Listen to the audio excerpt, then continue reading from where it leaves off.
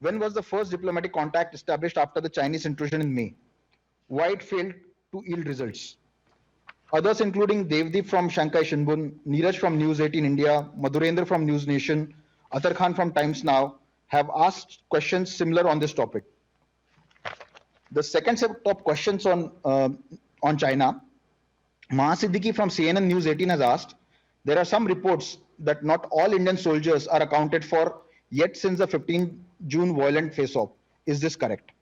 Similar questions have been asked by Sanjay Rai from Aaj Daily, Neeraj from News 18 India, and Sridhar Kumaraswamy from Asian Age. The third set of questions on China are on Chinese claims on the Galvan Valley. The questions are, Parul Chandra from Strategic News Global asks, the Chinese have claimed sovereignty over the entire Galvan Valley, while India has described these claims as untenable and exaggerated. Don't such claims mean that China is effectively trying to change the status quo? NB Nair from Sputnik News has asked, India and China held 22 rounds of talks at the level of special representatives on the border issue. What was the understanding so far between both the sides on the LSE in Galvan Valley? Has Beijing gone back on an early understanding, or it is making fresh claims on the Galvan Valley? Abhishek Jha from DD News has asked, did the issue of sovereignty of Galvan Valley come up in the foreign minister level talks? On the same topics, we have questions from Brahm Prakash from Z News and others. The fourth set of questions on China are related to engagement with the international community. They are, Siddhant Sibal asks, how many countries have we briefed on the issue? Mr. Shankar, 22 rounds of talks at the level of special representatives on the border issue. What was the understanding so far between both the sides on the LSE in Galvan Valley? My mother Has really Beijing gone back wonderful. on an So early something understanding, like or so it is making that fresh claims on the example, Galvan Valley? physically, Abhishek Jha from female, DD News has asked,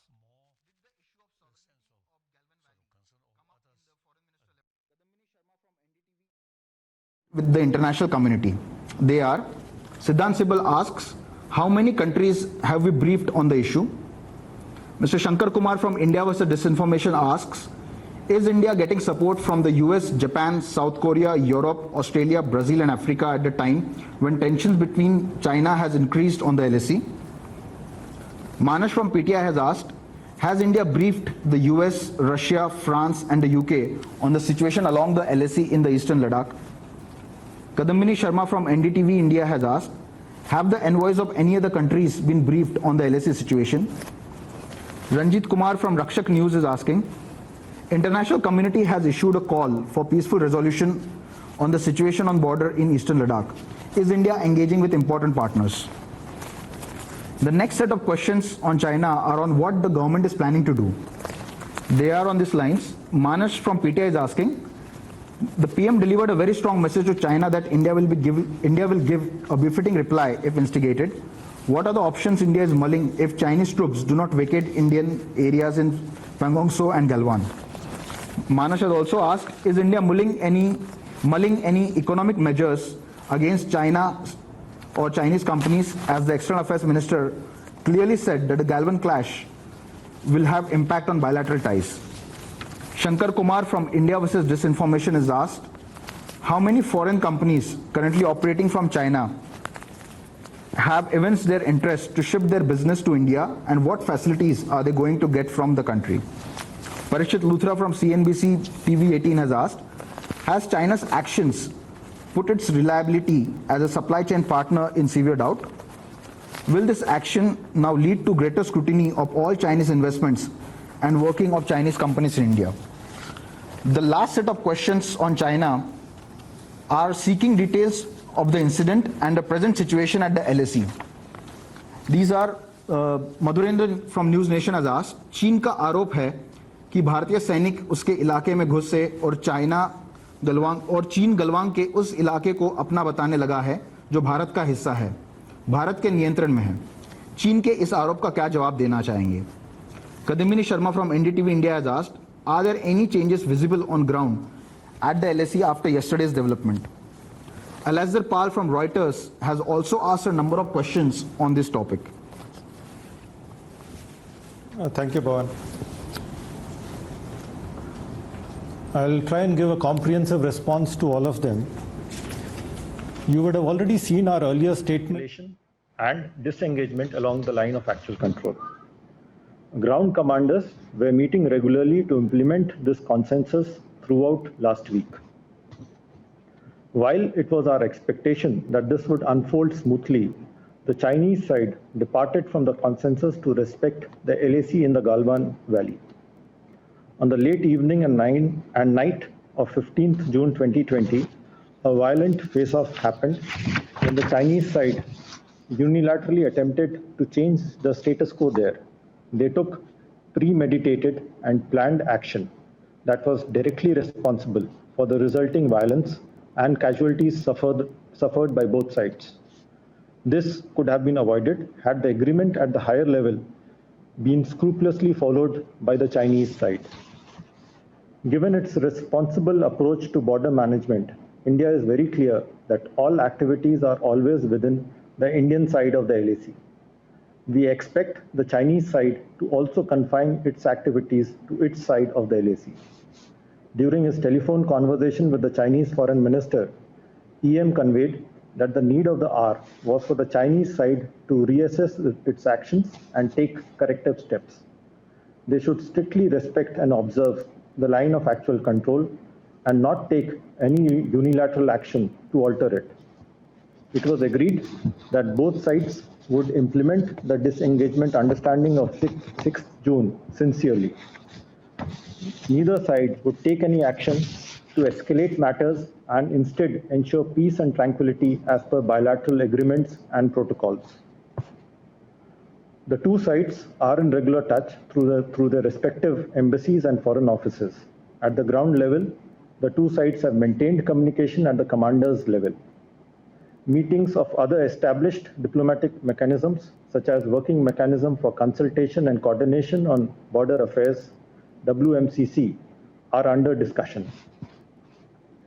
While we remain firmly convinced of the need for maintenance of peace and tranquility in the border areas and the resolution of differences through dialogue, at the same time, as Honorable PM stated yesterday, we are also strongly committed to ensuring India's sovereignty and territorial integrity.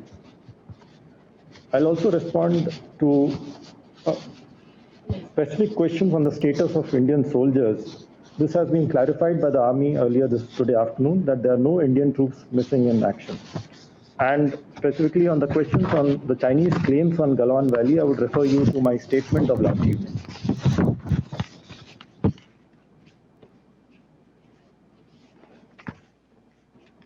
So the next set of questions are on the RIC summit.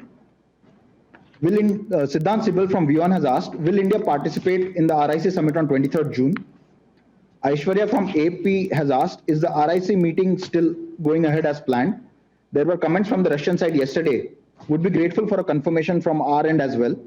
Maha Siddiqui from CNN News 18 has asked, is the External Affairs Minister going to participate in the Russia-India-China meeting on 23rd, despite the current standoff with China?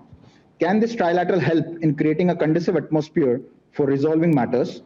Shishir Soni from Haribhumi Samuha has asked, क्या भारत, रूस और चीन के साथ होने वाली बैठक में शामिल होंगे? Abhishek Jha from DD News has asked, has India agreed to the RIC virtual meet on 23rd June proposed by Russia, or are new dates being explored? Abhishek Dhulia from NHK Japan Broadcasting Corporation has asked, so whether Foreign Minister will be joining RIC Foreign Ministers meeting scheduled on June 22nd, and could you share some details of the agenda on the meeting? Sridhar Kumaraswamy from Asian Age has asked, can the MEA give us details about Indian participation at the forthcoming RIC meet? See, the Russia-India-China Foreign Ministers meeting is scheduled on 23rd June. Russia is the chair this year.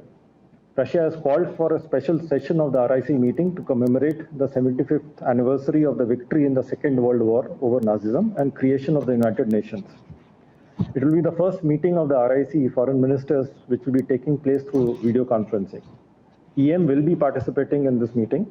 The agenda, as someone has asked, the three ministers are expected to discuss the current situation of the global pandemic and the challenges of global security, financial stability, and RIC cooperation in that context. And this is going to be a trilateral meeting. Pranay Upadhyay from ABP News and Neeraj Kumar from News 18 have asked for an update on the meeting between India and Pakistan on the locust management. I had briefed you last week on the developments in this context. And you would recall that in May 2020, we had taken the initiative to call for intensifying contacts between locust warning organizations of the two countries. And these contacts have been taking place over the last 60 years. We thought it was important in wake of the threat posed by desert locust. And we even proposed to Pakistan coordinated locust control operations. And we also proposed that we can facilitate the supply of pesticide for locust control operations. In fact, we have already delivered 20,000 liters of malathion pesticide to Iran for desert locust operations in their territory. As per available information, Pakistan side has refused to join this meeting, and this meeting was proposed to be held today. We find it unfortunate that Pakistan maintains its reticent attitude even when its own people face the threat of food security. And we will continue to coordinate with the FAO in this matter. Are there any further questions, Pawan? So I have some follow-up questions. Yeah. Siddhant from Vion has asked, do we have any update on the extradition of Vijay Mallya? Siddhant, I had briefed you last week during the weekly briefing that in the case of Vijay Mallya, after his application for leave to appeal to the Supreme Court was rejected, we are in touch with the UK side for his early extradition to India. And we have requested the UK side not to consider his asylum request. So there's nothing further in terms of update beyond that. So on China, I have a couple of follow-up questions.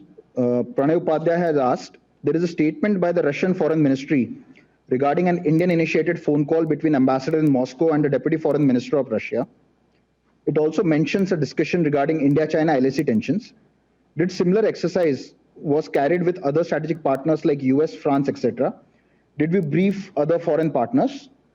And Uma Shankar from NDTV India has asked, विदेश मंत्रियों की phone पर बातचीत को चीन बार बार अपने तरह से पेश किए जा रहा है, वो ऐसा संदेश दे रहा है कि शांतिपूर्ण समाधान की तरफ कदम बढ़ाने की बजाय उसने इस फोन कॉल के मौके का इस्तेमाल धमकाने के लिए किया है.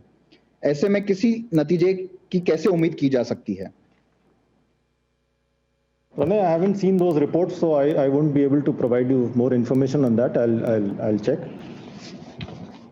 Uma, on the telephone conversation between EM and the Chinese foreign minister, you've seen our readout. It is fairly comprehensive and it gives you a sense of that conversation.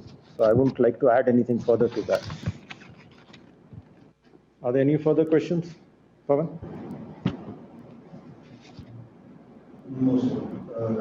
No, sir, I do not have any further questions. Thank you. So this concludes the weekly briefing.